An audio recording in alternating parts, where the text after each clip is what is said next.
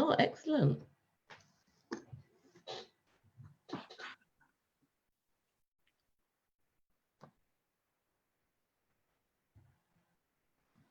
Wow, wow, wow, wow. What a day and night and everything this has been in between. I'm just gonna wait for some of the guys to jump on in Okay.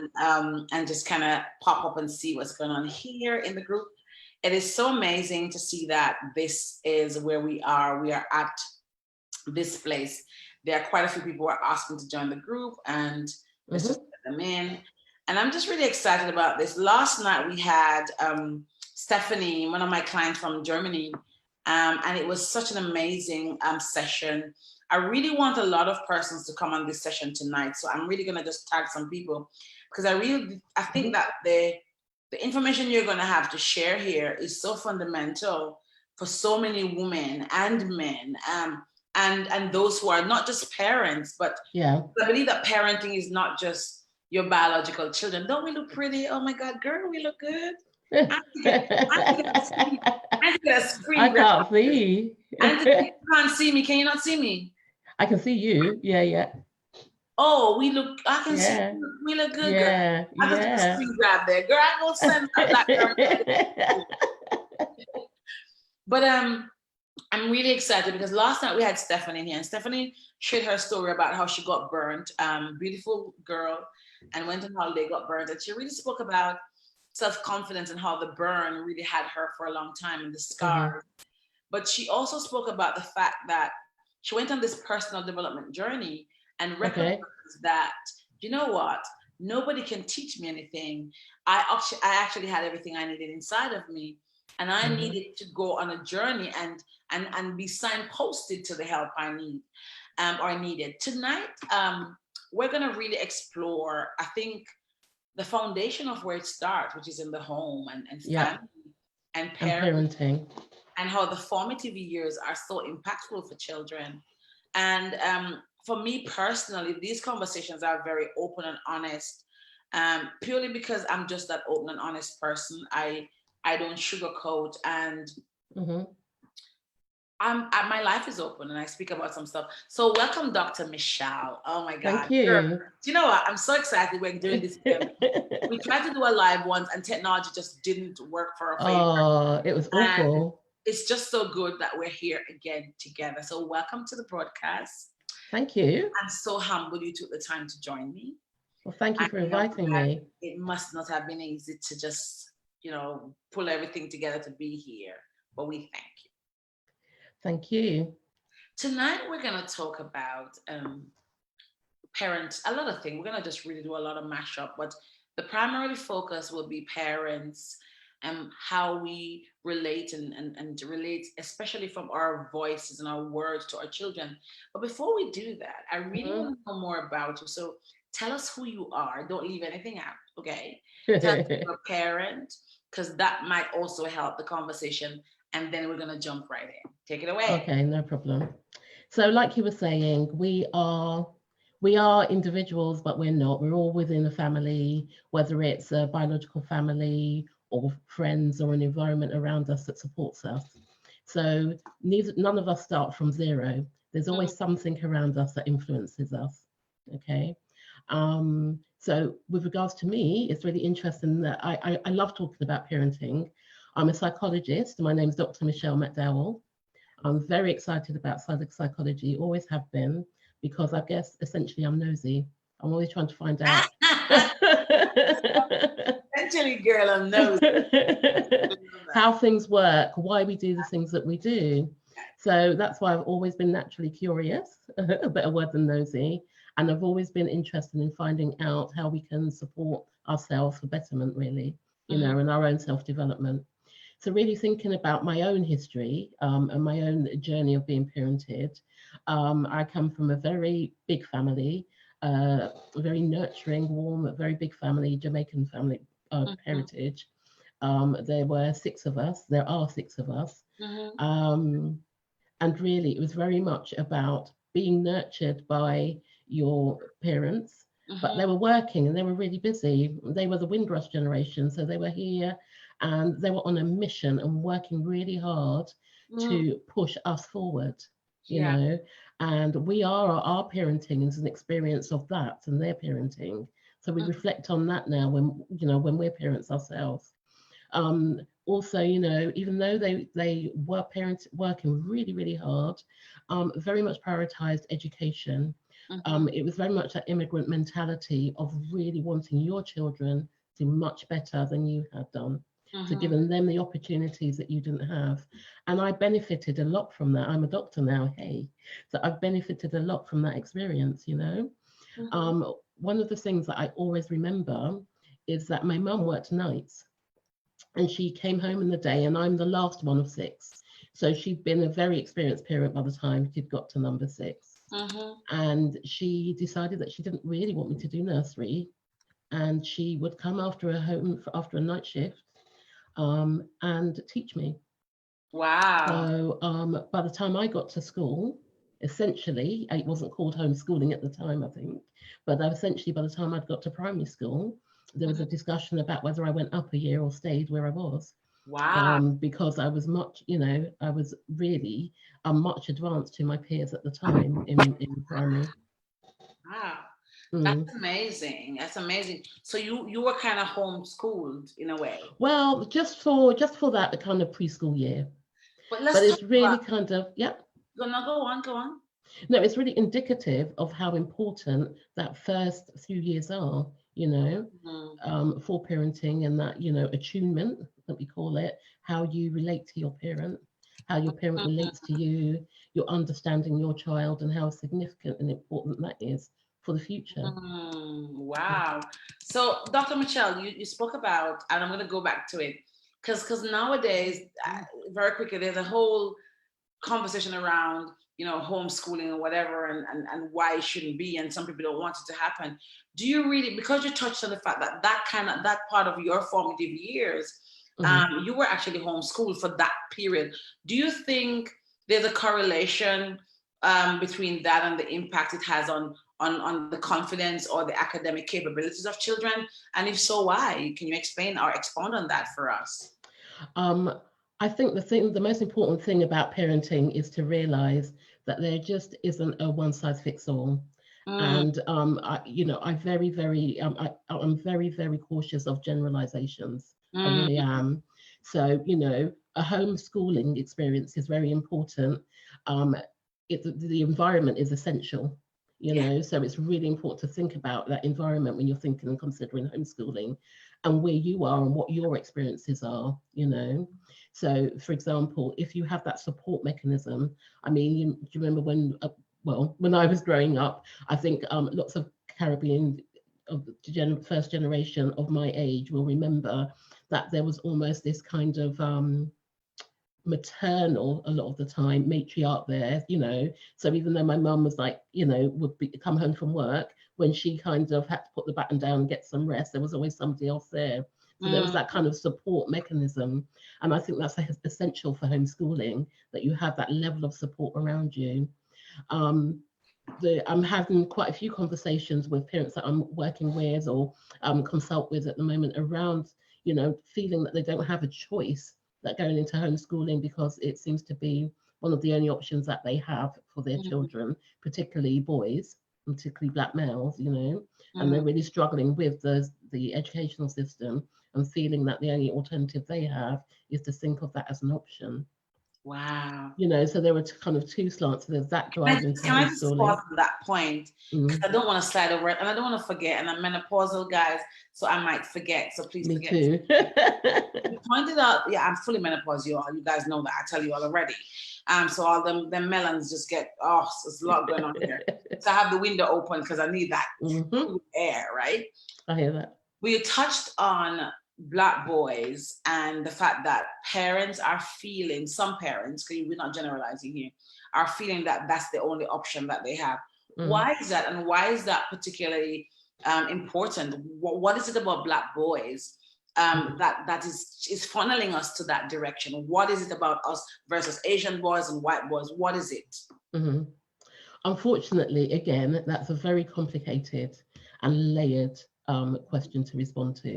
In the simplistic way. And I know that I believe it would take us 10 more conversations to do that, some justice, but in your quickest form without even implicating yourself in any way. Because I know that you're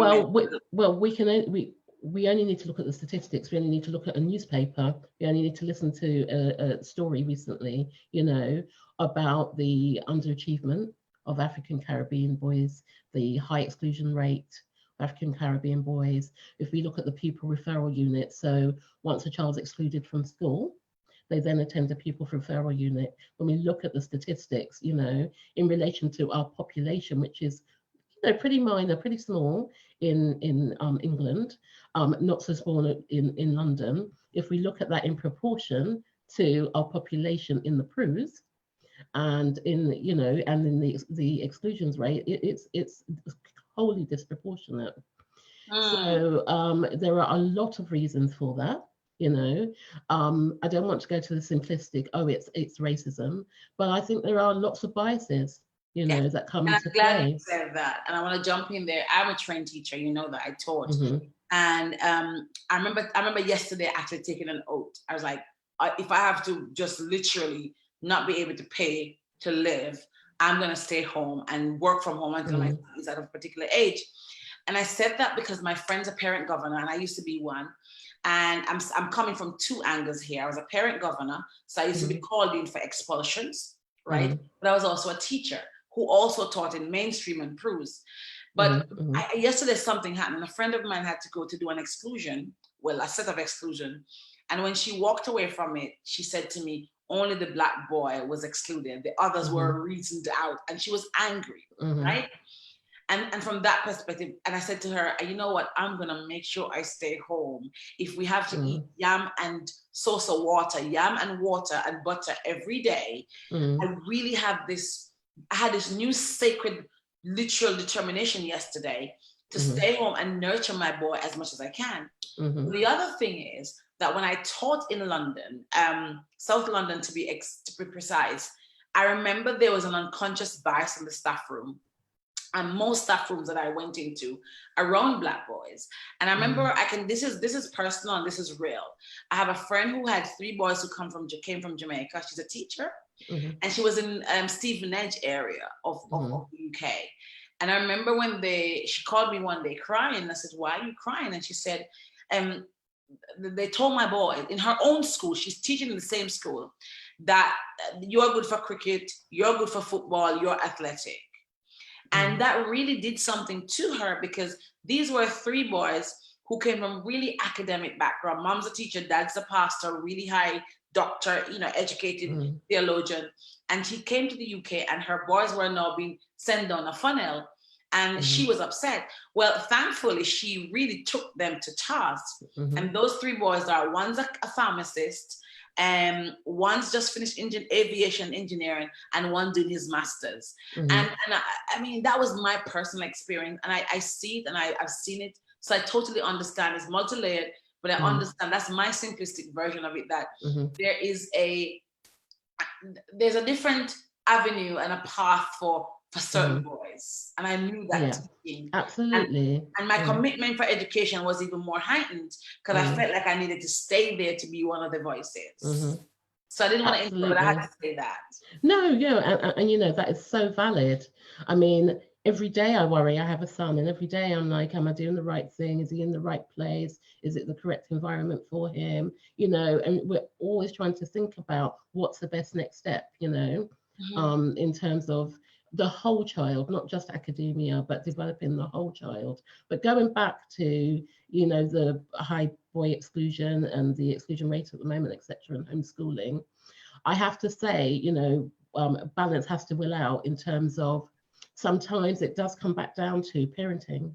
Yes. And a poor, let's say, sort of a poor level of support, and sometimes parents don't know any better because of their experience of parenting, and they get to a stage where they feel judged by asking or going to a parenting group or asking for support, so they don't do it. So as much as I know that there is that unconscious bias and there is racism, I have to also say there is a challenge with parents that will draw on these things, but not support But their young person in the culturally, way that they need to be sorted. it's not our cultural way of being, though. I mean, Caribbean, I can speak for Caribbean. Culturally, going to parental support is not us. Does that make sense? Mm-hmm. I'm not saying it's the right way, Mm-hmm. but culturally is not who we are because we're so community back in the Caribbean, right? Mm-hmm. So I grew up in the Caribbean. I'm not British, as it were, in terms of growing up here. And there was always the family solved problems because you wouldn't need to have a support group to go to any support group because your grandmother, your auntie, you were saying that were there. And when you come to the UK, we don't have that community, even in some community cohesion doesn't really exist that much. And I believe that it's one of the reasons that Black boys, as it were, get into some of the strife that they get into because they don't. The UK is a hard place economically to be, and there's a high percentage of single parenting in Black families. Unfortunately, I just did a book called The Single Mother's Diary, and the statistics are starking, right? But when the mothers are out there juggling, and there are some fathers, not all, that are not involved. She needs to pay the bills. She needs to pay the water. What does she do with her son? Actually, You know. Yep. And coming full circle to what you're saying about self-confidence, self-worth, self-belief. The challenge is young Black males will seek it elsewhere, and that's the attraction. I'm not a gang specialist at all, but from my reading and my understanding from, working with people who are, is that that's the attraction, isn't it? It's the older brother sense, the person that you can look up to. But you probably missed the interview we had. We had two former gang members inside, or we had one gang member inside here who was in a really hard gang in the US. He was on Rockers Island really this week. On Sunday, I think it was. Correct me if I'm wrong, guys. And he said that the reason he got into gang was that his father took him to the US. His father and his girlfriend that he went to live with broke up. Dad is driving the trailer. Dad's away. Dad's absent. And as a result of that, he had nobody to look after him. So there were these gang members who had wads of money, nice jewelry, and he was literally groomed because there was neglect, right? Yep. And so it's going back to what you said. So Dr. Michele, let me answer this question. How important it is for parents to first of all, watch the language that they use, not just to the child. So two-prong approach to the child and around the child, as it reflects on self-esteem, self-confidence. How important is that? And at what age do you start watching your words? You start watching your words from womb. From in vitro. Yeah, you do. You start watching your words there because it's a shame that we're not face to face, but if your listeners today would like to try an experiment, and for me, this really does indicate how powerful our mind is and how powerful words are, really. So there's one that I often use with young people where I get them to look at a lemon, I know. but so, really try and visualize. We don't need it, but visualizing and thinking that there's a lemon in front of them, So trying to visualize that lemon on a plate in front of them with a knife next to it, and then carefully cutting the lemon. And what's happening as you visualize that, what's happening with your senses, what are you seeing? Oh, I'm feeling I'm salivating. Right, just thinking about it. And I think it's gonna squeeze up into my eyes, and exactly. People will say they can smell the lemon zest. They start to salivate. It can become really I'm real. Salivating now, yeah. And that's just through the words that I've just said. I only said lemon, and picture it. So if you can see that we're doing this, that's what it has, how powerful your mind is. What happens when you say words that are harsh, offensive, strong, and you're feeling that you're don't get me wrong, I'm not talking about being passive or being an over permissive parent where you just ignore everything that your child is doing, but it's actually how we relate to each other, isn't it? It's how we reason. And there's no perfection here. I think that the difficulty with parenting is we kind of need to get to this middle ground of good enough.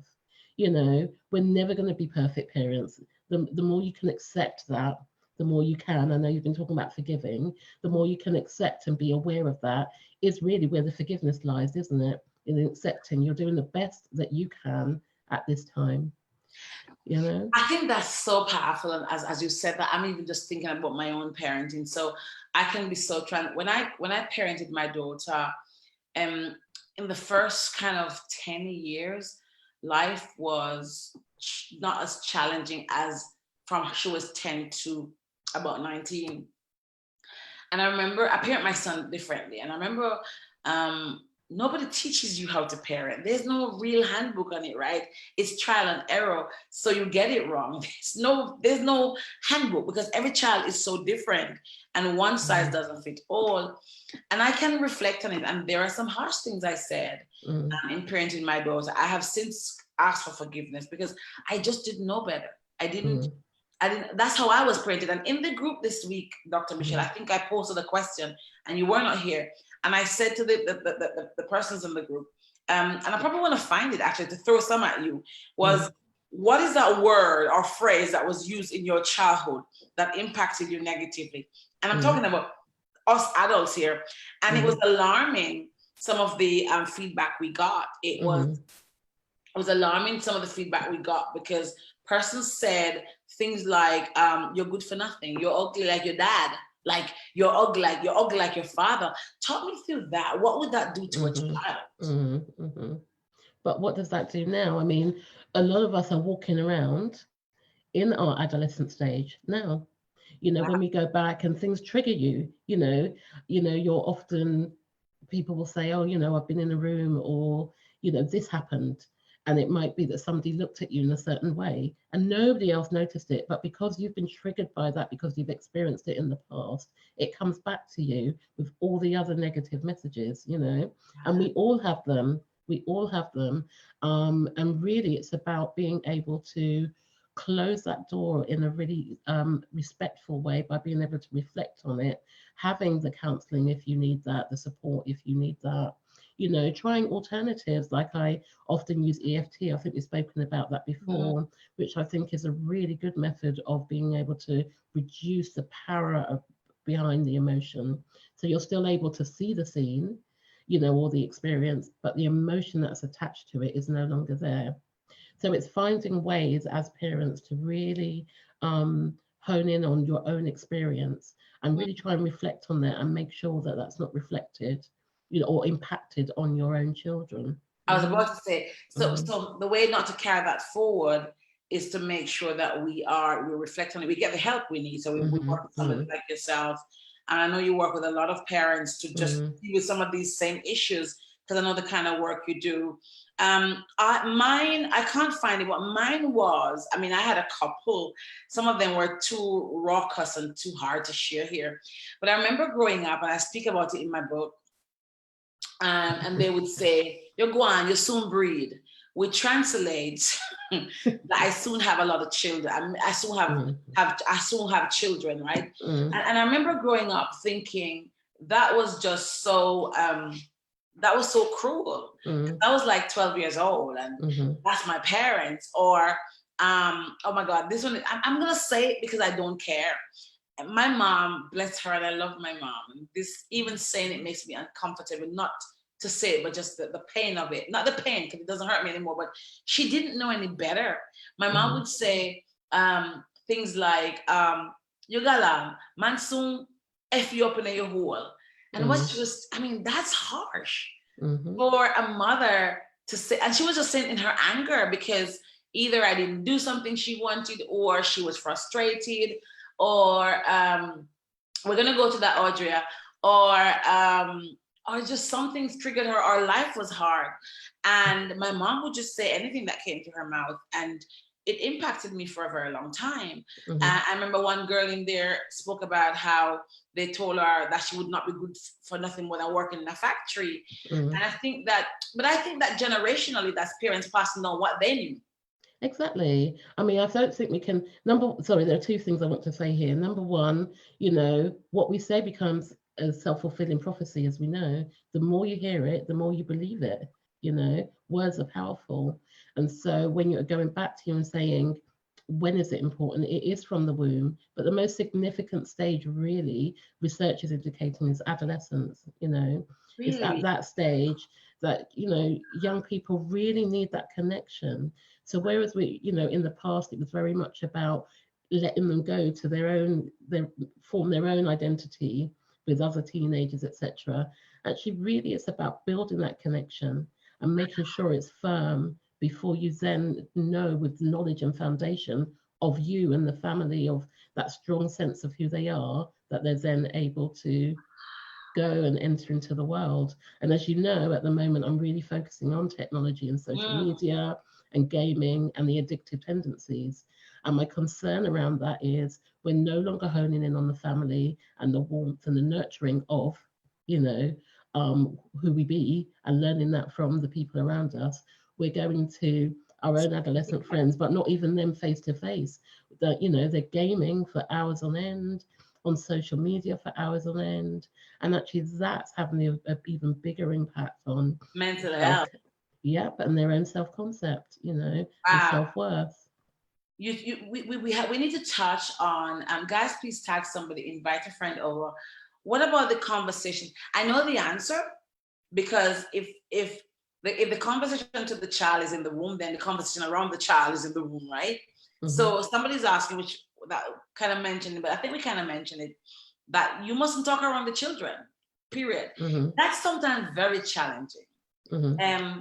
What do you mean by that? You mean argue, or what? No, what not argue, like converse. Mm-hmm. So if I want to talk to you about something, mm-hmm. Sometimes it's very difficult to not do it around my son, because we live together, and sometimes very hard.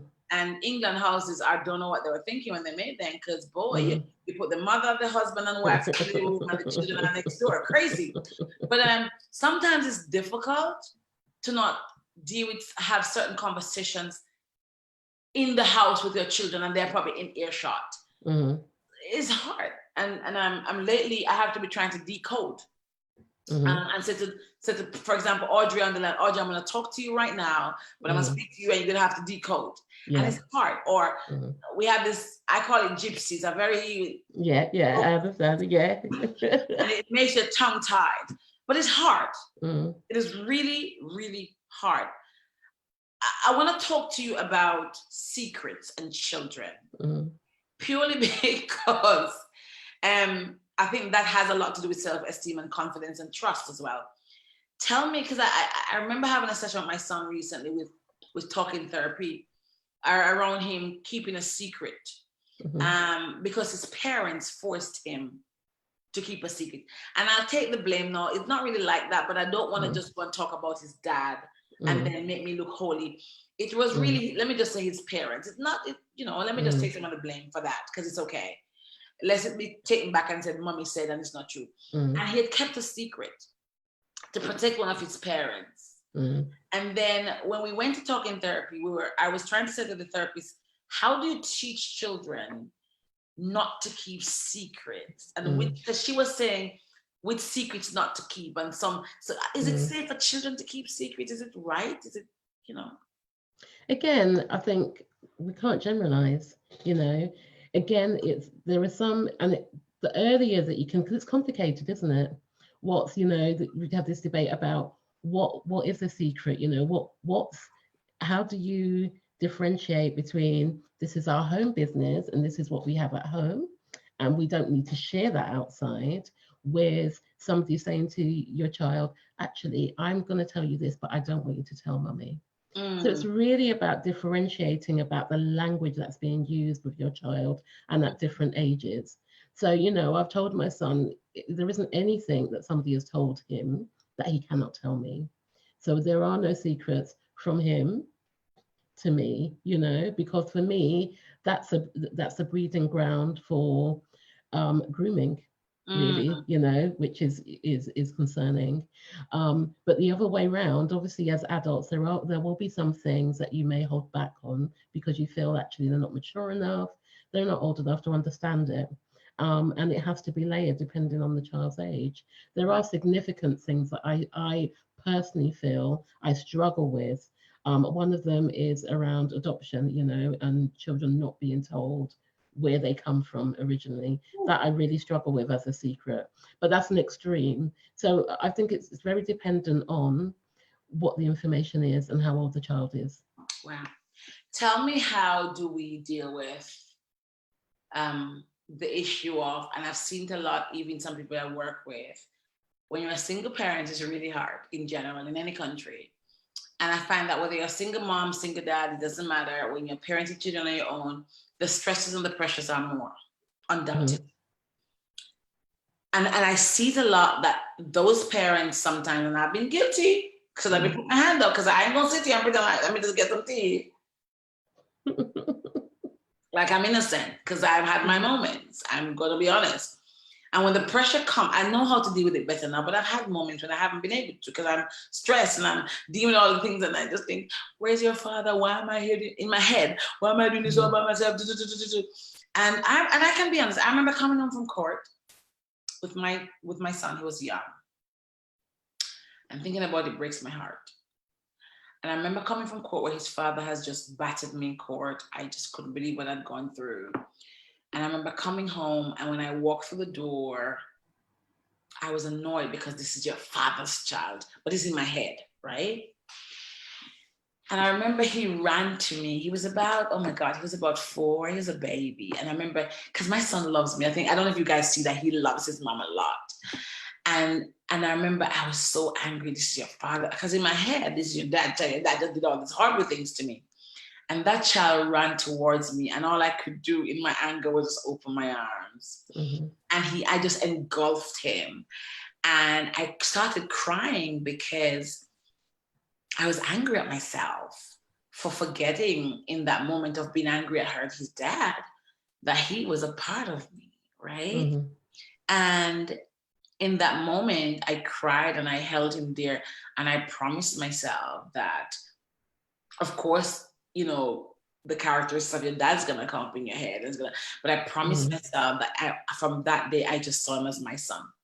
Mm-hmm. And it transcended and made it so much easier. And I had to forgive myself for that, because that was hard. But I know there's some parents who are not able to forgive themselves for that, or to even handle it the way I did. And I've certainly heard words being spewed at children in that anguish, because parents are not that they don't love their kids, they're angry, they're frustrated, they're, you know, when the bills are to be paid, when you have to be at the hospital, when life is stressful, the water is off, where's your dad? And you're actually, and they're annoyed and they're frustrated, and they're also tired, and they need a respite. And their mouths open and the wrong words come out. How do you take that pressure cooker off those parents? What do you do? How do you take the pressure cooker? I think it's honesty again. It's saying, I messed up. Rather than, because I think what happens with a lot of parents is they continue. Yeah, well, I said that and I was angry and I was vexed, so, you know. Isn't that abuse, though, to the children? Isn't that? Is that because I have a client who's a social worker, and she tells me that that's considered abuse. When you say abuse, what you just described, verbal somebody, abuse, like you're, because you're angry. Yeah. I mean, the thing is, it depends on the context, doesn't it? You know, so everybody, I think most people would say they've had bouts of anger. Anger is an emotion, like every single emotion. We can't silence one and not the other. Obviously, if somebody is verbally abusing their child by swearing at them, shouting at them, etc., that's not acceptable. If there was one day where somebody had like you said, in a context where something had happened and you experienced that, and you came home and then you understood, actually, this wasn't correct behavior, it's your response to that anger. I mean, if you're doing that over and over and over again, obviously that is then an abusive environment for a child. If it's a one-off, if it's something that you're going to then reflect on and say, actually, I shouldn't have done that, I'm really sorry for that, etc., etc., then there's a difference, I think, between the two. Whew. Thank you. Oh my God. So Audrey was saying that maybe we should change the word for children from secret to private. That probably is a better word, private. So there are some things that are private. at home. But then there's a danger, right? Some people might think what's really not private is private, and it's so confusing for children. It is, but it's about with all aspects of our life now. Everything's complicated, I think, I think the and West it's really about. I think the West Hey, is more complicated. Sorry, I think the West is more even complicated. more complicated. Yeah. I think it is all layered. I think there are lots of complications everywhere, but I think what's clear now, because really, the world is much smaller now than it ever has been because of social media. So I think it's difficult to say there's a West there that is, it's all merges now, but really it's about keeping the communication going. It really is, because when you shut down and you say, right, that's it, that kind of authoritarian parent style, I've told you and that is it, that's what breaks children, really. That's what breaks down their self-esteem. We grew up on that, right? Mm-hmm. My mom had very firm boundaries. So I have a son, and sadly, he doesn't hear you at once. He doesn't. He doesn't hear you at once. I'll give you a typical example. He wants a sweet. And we stopped eating ketchup in our house. And the dentist, he had a cavity, and he was 8, and I just didn't understand that. And the dentist said, no more ketchup. And it's hard. He's a child. He loves ketchup. So it's there, and it's probably once a month or something like that. But he likes sweets, and we don't really buy them. So I thought, because I've taken away ketchup, okay, let me buy some sweets every now and then. So I put them in a jar in the front room, and they're there for us to take. And then he went into the shop yesterday, and he saw a sweet. And I said, but we have sweets at home. Today we went to the shop again. He's standing up, and he had the sweet in his hand, and he's there, and he's doing the psychology, because children nowadays are very intelligent, okay? And I said, I'm not going to buy the sweet, right? But Mom, I said no yesterday. It makes me want to be authoritative and say, because for me, I feel like you're manipulating me. But the thing is, you were authoritative. You told him, actually, this is the reason why. But you weren't authoritarian. An authoritarian would have been you saying, I told you already, you're not having it. Or actually not even explaining, just like I've said no. And then no explanation, and that's it, Whereas the authoritative is you're explaining the reasoning behind it. We discussed this yesterday. I told you no yesterday. I'm telling you again. So I went on, I'm telling you again, I'm not gonna buy it because we have sweets at home. You're not meant to be eating out of sweets. I had to do all this whole thing today. You had cavities. You're 8. You get one set of teeth. Mommy had to have cavity and fillings because I didn't understand the education about teeth that you have today. It was long. And with my son, it's long because why? But why not? But why? My mom just take on rocks and throw it for you a long time. It's like an echo. It's like an echo. I can record it and press play. But you're molding and evolving somebody who's going to be able to reason and understand. Oh my God. Have the capacity, But sometimes I want to let him up. Like, sometimes I want to just sometimes I wish you could just take your answer and just stop. But he wants you to, it's infinity. You keep talking. Yeah. But often you want that, don't you? You want that. If it was between that child and a child who has been so poorly abused, so badly abused that they're now completely, passive, completely docile, and are unresponsive to everything. Which one would you want? I say I would love to have married a man who reasons like my son. My son has this capacity. I was in the car on Sunday coming from church, I think it was, stopped at the petrol station, went and had ice cream to get something to have, and I said to the person in the car, I said, talk to my son, I'll be back. Literally, it's safe. And when I think I was gone for like 5 minutes, and he literally, I could see them. He had a conversation with her. He locked the car, and they were talking. Yeah. But he's very conversant. But I love it because when I had my daughter, I left her with childminder, and she really wasn't that articulate, and so she was being abused by the childminder. But I wouldn't know. My son, that would never happen. He would tell me. Yeah. Dr. Michele, I know that the work you do around gaming, and I know we've touched, let me quickly talk about forgiveness. Parents need to apologize. You've woven that into your talk a lot, and just own up when they just get it wrong. What does that do to children when parents are never wrong?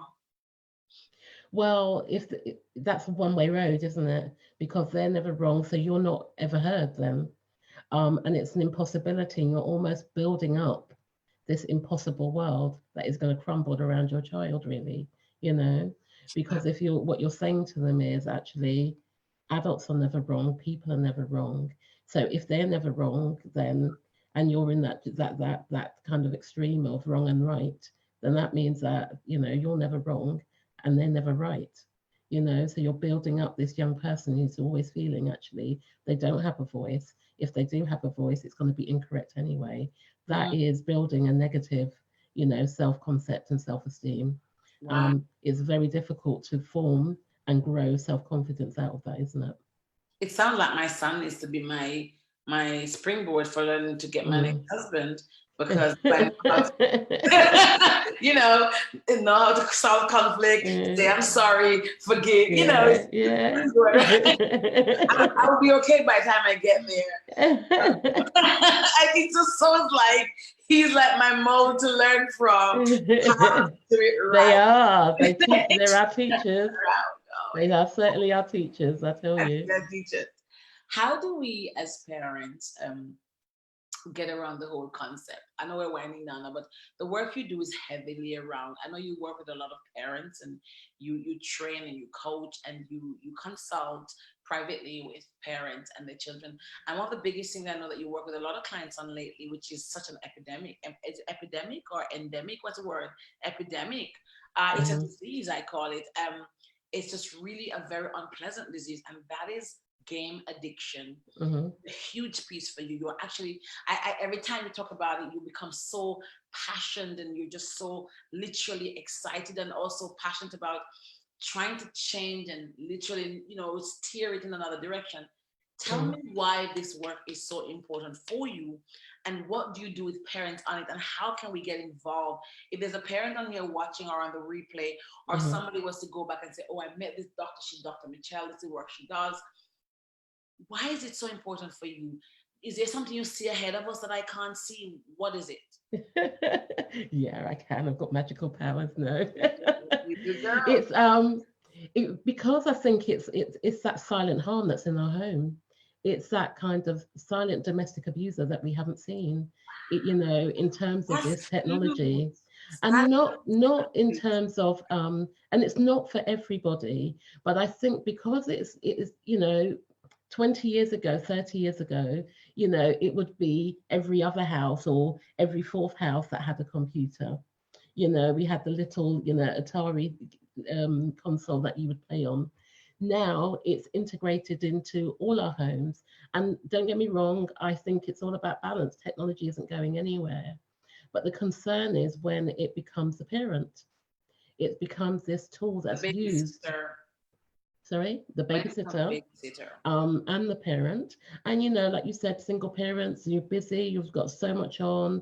It's so much easier to say, okay, spend 20 minutes, which turns into 2 hours or 3 hours.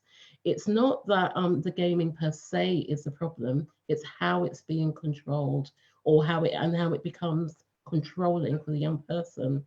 And it's my concern is we're seeing more and more and more people, young people, going to child and mental health centres, being diagnosed, concerns around ADHD, autism, anxiety disorder. And actually, when we're looking at the pattern, they're spending, upwards from 5-6 hours a day on the screen gaming. All the time. And actually, they're twitching all the time.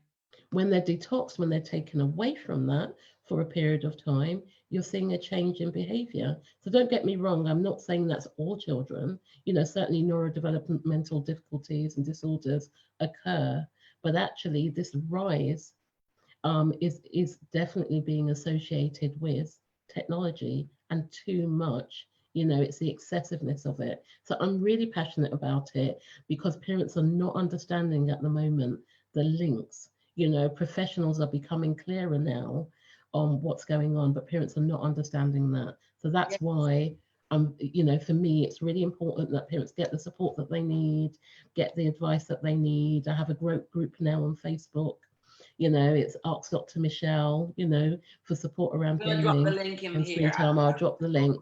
So it's really about offering as much support as possible, and ensuring that there is a balance around screen time and gaming. Thank you so much. Yes, Audrey, as she just mentioned, children can be addicted. That's the work she focuses on, the addictiveness of, she deals with children who have become addictive, and she helps parents to have a roadmap, to create a roadmap and a safety roadmap for children who become addicted. But she also helps to prevent children who are on the borderline of becoming addicted. So if there are any parents on here who are in that position, who think that, let me just watch. As a matter of fact, if you're just concerned, have a chat with Dr. Michele. I'm her details are going to be under here soon. Dr. Michele, I'm so happy you came, and thank you so much. If there are any last words you want to share, and we're going to drop your notes, how to find you, your Facebook group. Thank you. So you can actually come over and join your group, and equally your details so they can come and talk to you. Absolutely. I really love the work you're doing, because this kind of work, especially now, is so crucial. If a child has low self-esteem, then becomes addicted to his gadget or her gadget, then and that's exactly the direction that it goes in. It's that cycle. Or if a parent refuses to apologize to a child, stomps off into his room, closes his door, and then that's the end of that. So thank you so much for being a champion in this field. I really love having you here. And please keep the conversation going, and drop your notes when you're done. And thank you so much, and good night. Thank you. Okay. Bye. Good night.